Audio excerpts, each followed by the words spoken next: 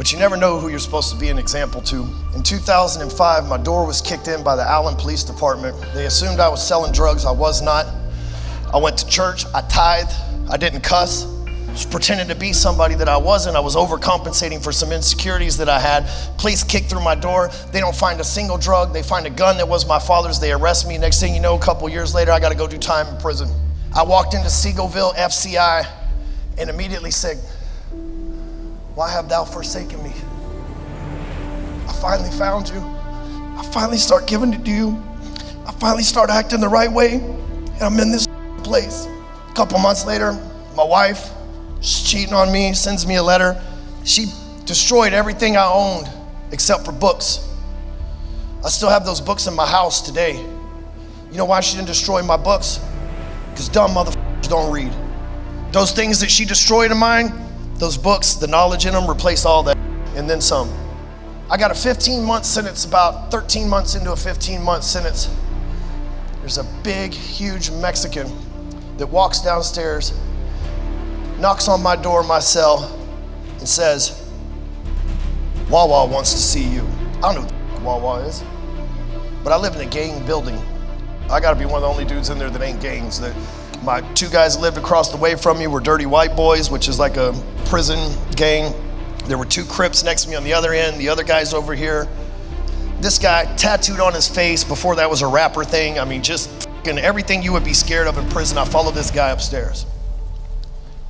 I walk into a cell, 2-3 other Mexican dudes in there.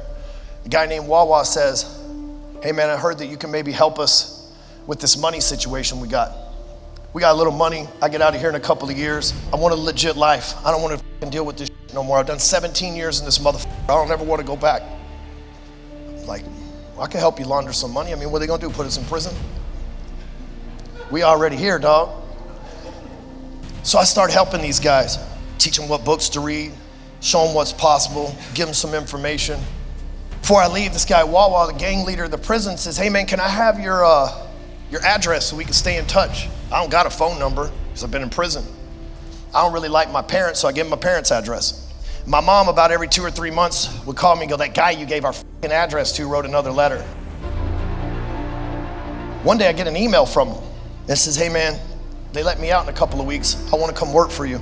I'll work for you for free. I'll do anything that you want." And I'm like, "Hey man, I gave you that because I don't like my parents. I'm running a real business. This isn't prison, blah, blah, blah." And he's like, "No man, I'm changing my life. That you did help me. I read every book, everything. Can you help me?" That's my motherfucking boy, Jose, I'm talking about.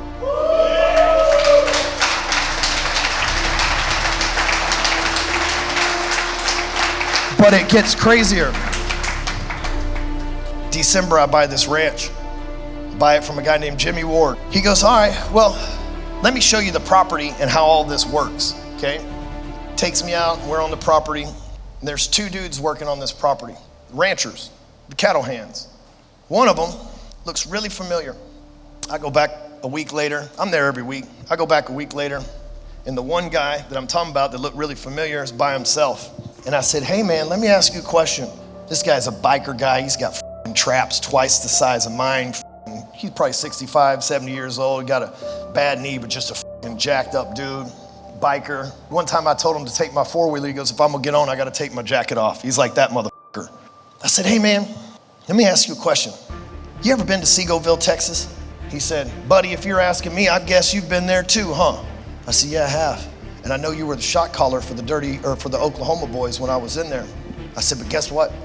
You remember Jose Escamilla? Wawa? Yeah, he works for me too. And now you do too. Guess what? I went to prison in 2008, whenever the hell it was. Why have thou forsaken me? Thou blessed me." He blessed me. I met 2 important people in there that I've got to impart and change their lives. This guy texted me out, he picked up my truck today. 2 gang leaders. What the f? I'm not in a gang. I wasn't a part of a gang. I didn't f with a gang. But because I was in a place, there's 2 people in a leadership position that are now teaching something different than they used to teach before that. So that wasn't a curse. That wasn't forsaken. That was favor.